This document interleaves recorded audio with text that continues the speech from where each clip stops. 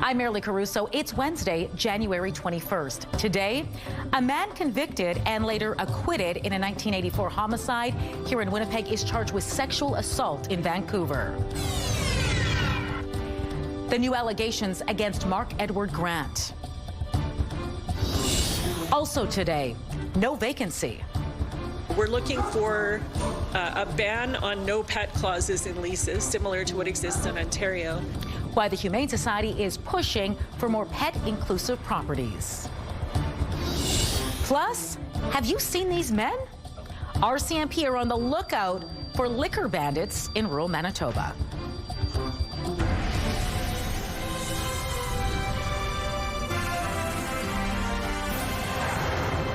Good afternoon. Thanks for joining us. A man convicted and later acquitted in a high-profile homicide case here in Winnipeg has been arrested for sexual assault in Vancouver. Police there confirm Mark Edward Grant was charged earlier this month. And standing by live with the details for us is CTV's John Hendricks. So, John, what do we know about these charges? Marilee, Vancouver police didn't share any details about the incident, but they say Grant was charged with sexual assault with a weapon, unlawful confinement, and other offenses on January 8th. Now, Grant's name may be familiar to some viewers. He was ultimately found not guilty in the death of Candace Dirksen. Dirksen vanished on her way home from school in November of 1984. The 13-year-old was found dead more than a month later in an industrial area, tied up and frozen in a shed. Grant's DNA was found on the twine used to bind Dirksen, and he was found guilty of second-degree murder in a 2011 trial. However, the conviction was later overturned by the Manitoba Court of Appeal. It ruled the trial judge erred by not allowing Grant's defense to share evidence that may have pointed to another possible killer. A new trial took place in 2017, and Grant was acquitted of the charge. Now, Grant filed a lawsuit in 2019 suing the city of Winnipeg and the Manitoba government for wrongful conviction and imprisonment. He's seeking $8.5 million in damages. That case is still before the courts. So, John, where is Grant now? Vancouver police say that he remains in custody, Marilee. His next court appearance is a week from today. CTV News has reached out to his legal counsel for comment, but we haven't yet heard back. None of the charges, the recent charges against Grant, have been tested in court. All right, thanks for this, John. Winnipeg police have laid more charges against a foster parent as part of a child abuse investigation dating back to September. Police say the 26-year-old man was charged with assault with a weapon and failure to comply with an undertaking in November. It all stems from an incident in September when police were called to a home and found a critically injured child who was taken to hospital with life-altering injuries. Now, at the time, police said another child from the home showed signs of abuse. The latest charges are in connection to the second child. The man was already charged with failing to provide the necessities of life in connection to the first child. The 25-year-old foster mother faced the same charge, as well as assault and aggravated assault. Aside from the foster parents' ages, police have not revealed any other personal information in order to protect the identity of the kids involved. A suspect is in custody after police say he crashed a car into a St. Boniface home early yesterday morning. Winnipeg police tried to pull over an SUV, missing its front license plate in a parking lot on Provencher.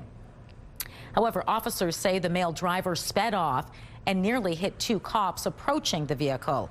He then raced down Provencher in an attempt to evade police. And eventually crashed the car into a house on Dollard Boulevard. The residents at that home were not hurt in the crash. The suspect at St. Boniface Hospital was arrested, where he was being treated for injuries consistent with a motor vehicle collision.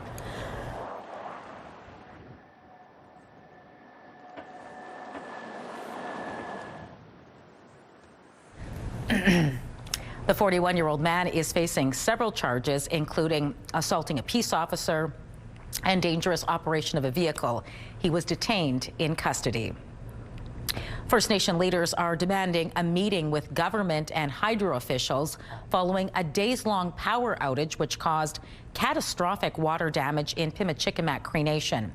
In a letter shared with CTV News, MKO Grand Chief Garrison Setti says the situation in Pimicikamak represents a wider pattern of, quote, systemic and long-standing neglect in regards to infrastructure servicing Northern First Nations. He goes on to say communities continue to face social and economic hardships as a result of hydroelectric development, which the Crown Corporation and the government have not properly addressed. The minister responsible for hydro, Adrian Sala, confirmed he received the letter and is in the process of setting up that meeting alongside Hydro's CEO. Well, one of the things that we did was we directed Hydro to do an after-action review. So shortly after the event, we directed Hydro to do that review. That review will allow us insight into what took place here, better understanding of Hydro's response and perhaps how it can be improved, as well as a longer-term perspective on a longer-term solve. Settee is also accusing Hydro of attempting to deflect responsibility by announcing earlier this week firearms damage was found on the line that failed and sent the First Nation into a blackout. A Hydro spokesperson says the cause of the outage remains under investigation, and the purpose of Monday's statement was to remind gun owners not to fire at electrical infrastructure. Finding a new apartment can be a pain. It's even tougher if you have pets, which is why the Winnipeg Humane Society is pushing for more pet-inclusive housing in the city. We know from research done by Humane Canada that 60% of Canadian households have pets, but information from the Property Managers Association of Manitoba says that only 20 to 40% of rentals in Manitoba are pet-friendly. The Humane Society says results from a survey it conducted revealed pet owners often struggle to find rental accommodations because of no pet policies or because pet-friendly buildings are out of their price range. Its director of animal advocacy says in some cases, people had to surrender their animals in order to find a place to live. That's why the organization wants the province to revise its Residential Tenancies Act. We're looking for a ban on no pet clauses in leases, similar to what exists in Ontario. And then we're also looking for the province to eliminate the pet deposit on affordable housing units to reduce that financial barrier as well. The Humane Society also wants government-funded housing projects to require 50% of units to be pet-friendly. The organization says 313 Manitobans participated in its online survey last summer. Police are looking for a pair of suspects they believe are responsible for 2 liquor thefts in south central Manitoba. RCMP say the most recent happened at a hotel in Glenborough when 2 men broke into the business and stole bottles of alcohol, cases of coolers, and around $2,000 worth of cigarettes. Mounties say they fled in a dark-colored 4-door SUV with a dual sunroof. Investigators believe it's the same 2 suspects who broke into a business in Balder December 30th and stole several cases of coolers. Anyone with information is asked to contact Blue Hills RCMP or Crime Stoppers. A city councillor wants to convert an empty lot in West End to a green space for the community. This lot at 546 Sherbourne Street is already being used as a park by people in the neighborhood. However, a motion submitted by area councillor Cindy Gilroy says community members are worried about the future development on the land. Gilroy wants the city to rezone the lot from residential to parks and recreation. She also wants a plan put together to either add park amenities or restore the lot as a natural area. The City Centre Community Committee will meet on that matter next Tuesday. Let's bring Colleen Brady now and get a first look at your Skywatch forecast. Wind adding to the chill outside tonight. Marilee, I'm just going to step aside and show you this. Yikes. Feast your eyes on this, folks. All of Manitoba and northwestern Ontario under an orange warning for cold. The Coles notes, folks, is that it's about to get bitterly, even dangerously cold for the next few days and nights ahead. I will have those bitterly cold details coming up. The CTV Live Eye is brought to you by Bathfitter, exclusive home of the PermaFit solution. In Winnipeg right now, it's already pretty cold out there. Minus 20, the air temperature, it feels like minus 32 when you factor in the wind chill, courtesy of those winds from the north-northwest at 30 kilometers an hour. The pressure is rising and the humidity is 65%. Out on the roads on this Wednesday afternoon, a live look at Notre Dame there. Traffic moving well there, but again, with it going to get quite cold, it already is. You want to keep your vehicle ready for that, these cold days ahead. The world is so big and scary, and everything feels so huge right now. Taking a moment for mental health. Coming up, we hear from an actor, Matthew Perry's sister, on Bell Let's Talk Day.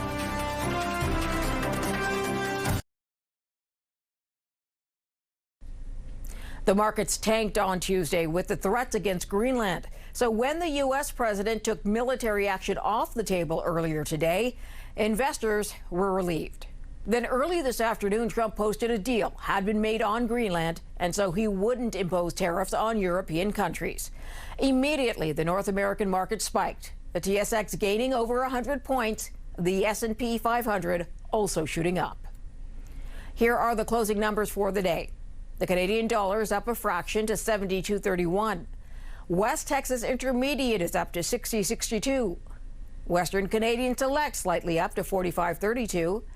And the TSX gained 101 points today to close at 32,851. Those are your business headlines. I'm Marilla Fernandez. Market Watch is brought to you by Manitoba Blue Cross, group health plans for any size business. Today is Bell Let's Talk Day, Canada's biggest national conversation about mental health. And this year, it has special meaning for Caitlin Morrison. She's the sister of actor Matthew Perry, who died in 2023 at the age of 54. CTV's Pauline Chan has more on how Morrison is turning that tragedy into something that just may save lives. As an actor, Matthew Perry brought joy to so many. Now, with the work of his sister Caitlin Morrison, his legacy will be one of hope for those struggling with addiction. The first time I ever noticed that he enjoyed, imbibing was when I took a sip of what I thought was like an orange smoothie, and it was not just an orange smoothie, and I was like, whoa, there's something in this. Last fall in Ottawa, where Matthew grew up and which he was always so proud to call home, a groundbreaking ceremony was held for Matthew Perry House.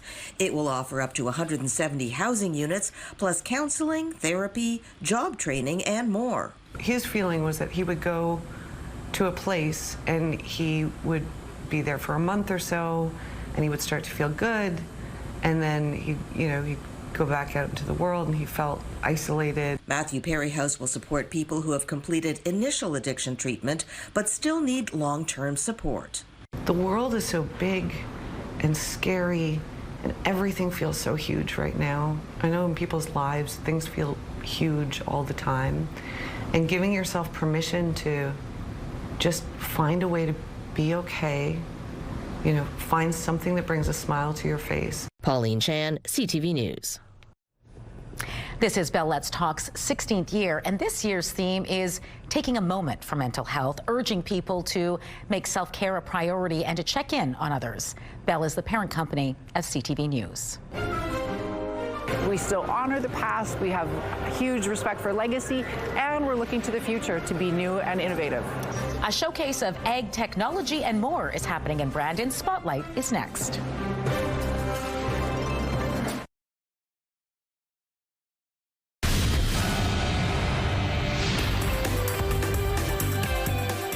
Spotlight, sponsored by the Casinos of Winnipeg, presenting the Roadhammers with Doc Walker.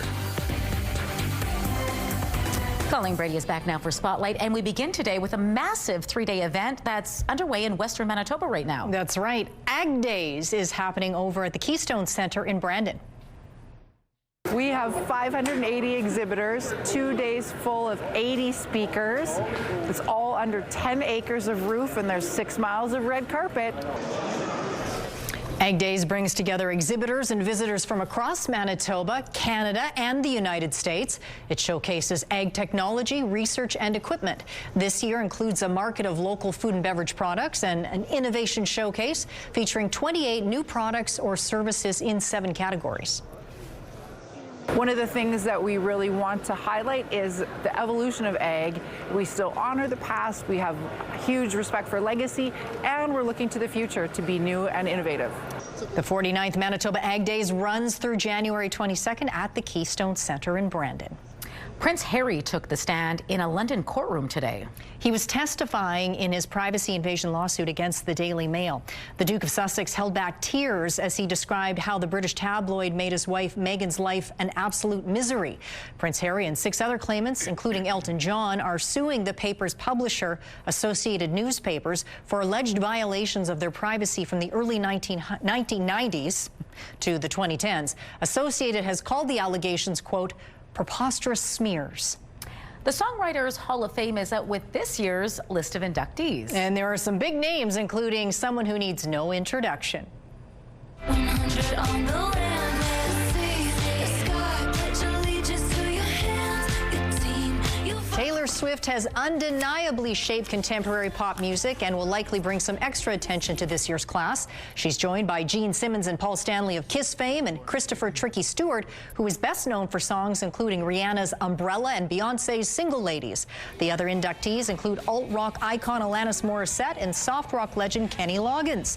The 2026 Songwriters Hall of Fame induction ceremony is scheduled for June 12th in New York City. David Letterman is bringing his comedic stylings to Just for Laughs Vancouver. And Marilee, get this, the festival says it's the former late-night host's first time performing in Canada since 1978. Wow. Yeah, he's due to appear on stage for an evening with David Letterman and special guest Zach Galifianakis on February 18th at the Queen Elizabeth Theatre. The 78-year-old comedian hosted Late Night from 1982 to 1993 and The Late Show from 1993 to 2015. More recently, Letterman's hosted the Netflix interview series My Next Guest Needs No Introduction. Hollywood has a new highest-grossing animated movie ever. Marilee, Disney's Zootopia 2 is the new record holder. Welcome to Partners in Crisis. I'm your therapy animal, Dr. Fuzzbee. The buddy cop comedy has taken in $1.7 billion U.S. at the global box office. That beats the record set by Inside Out 2 years ago. Note, this is a strictly Hollywood record. The highest grossing animated film of all time is still China's Ne Sha 2, which took in $2.2 billion. Well, I guess that means we need a Zootopia 3. I guess so. Canadian businessman Kevin O'Leary got a taste of the big screen, and now he wants more. That's right. O'Leary has his eyes on acting as a villain yet again. The 71-year-old starred as Milton Rockwell in Marty Supreme alongside Timothée Chalamet, of course. And now he's setting his sights on the James Bond franchise. O'Leary says he thinks he could be one of the best bad guys in the Bond movies, adding they're not bad enough, and he will do a better job. Well, give him a shot, I think. I suppose so. Worth the audition. Thanks, Colleen. You're welcome. Your Wednesday primetime lineup starts at 7 with The Masked Singer. Fear Factor, House of Fear is at 8. Right after Shark Tank is at 9. And Shifting Gears wraps things up at 10. It's all right here tonight on CTV. A live look at the St. James Bridge. Busy, especially for southbound folks. One traffic note, northbound Pembina at Miriam. The median lane is partially blocked, so use caution when getting around there. -20 outside, folks. It's going to get even colder than that.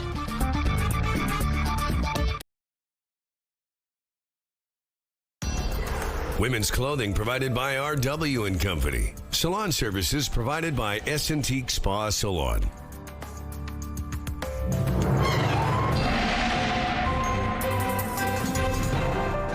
CTV Skywatch weather brought to you by South Beach Casino and Resort. Visit southbeachcasino.ca. I wish I could tell you this was going to be a very brief cold snap, but this deep freeze is going to lock onto Manitoba for the next few days and nights. Now, it's already -20, as I told you, here in Winnipeg. We have seen temperatures tumble across the province this afternoon, courtesy of a cold front and some pretty gusty northwest winds that continue to do just that. There's some light snow and drifting snow reporting around Kenora in northwestern Ontario, and the same thing in Thompson. But you can see where it's clearer furthest to the north. That's where that cold air has locked on first, but it is descending further and further south, and it will throughout the night. So much so that Environment and Climate Change Canada has issued an orange warning for cold for the entirety of Manitoba and northwestern Ontario. Why is it orange, you ask? Because Environment Canada assesses the impact level to be high. I would agree with that. We can expect wind chill values both in southern Manitoba and in northwestern Ontario, anywhere from -40 to -45, mainly at night, of course. Some relief during the day, but I wouldn't even actually, relief is not even the right word, just not quite as intense, the wind chill during the day over the next few. Up in northern Manitoba, wind chill values even colder, between -40 and -50. Now, we're in this for at least the next 3 days. There will be some improvement from west to east across the province starting Sunday. We won't really feel much improvement here in Winnipeg until Monday. Here's a look at the current wind chill values. It feels like -33 in Winnipeg and Brandon. The wind chill value is -30. And in the -40s in much of the north, minus 48 is the current wind chill up in Churchill there. Now, a little bit of light flurry activity still possible in the midst of all of this, but you see there's not much to it. Really, Arctic high pressure and that bitter air mass really is going to dominate, and temperatures are just going to plummet into the minus 20s, approaching minus 30 in parts of southern Manitoba. Our overnight low is minus 30 for Winnipeg, even colder overnight lows in the north. A little bit of light snow popping up in the north tomorrow, but that's about it. This high pressure is just going to dominate, and that cold air mass is just going to lock on. Look at this, nothing but sunshine, but very, very cold temperatures on Friday. Tonight, we drop down to minus 30 degrees. That means frostbite can happen in minutes. Very strong and gusty northwest winds. They continue tomorrow. Minus 27 is our high under a mix of sun and cloud. And again, frostbite can happen very quickly. And look at these temperatures. Like I said, temperatures quite cold through Sunday. We will see a break from the bitter cold on Monday when we get to minus 17. Minus 17 all of a sudden. Who knew that would sound so nice? Our first weather photo is from Madeline out in Bruxelles. Beautiful photo there of the sunset yesterday evening in that community. And this photo is from Wayne of the beautiful Aurora Borealis. There you go, up in Knee Lake in northern Manitoba. Send us your weather photos to Winnipeg Weather at ctv.ca. Great photo. Sturgeon Heights is showing off the achievements of some of its students. The school hosted a Student Success Expo earlier today. It's a combination of Comic-Con and a science fair and skills competition. The event highlighted innovative projects, skills, community service efforts, and talents. Along with showing off their talents to classmates, middle school students are also invited to see what the school has to offer in its French immersion, advanced placement, academics, vocational, and arts programs. When I see one of my students talking about the things they've learned and the programs they're part of, and really with a passion saying, this is what I enjoy, there's nothing better than that. The Student Expo is now in its third year and has grown to include nearly the entire school. Congratulations. Absolutely. Yeah, good work. Yep. All right. As for our work, we'll have more of it for you at 6 o'clock. Hope you'll join us. We will.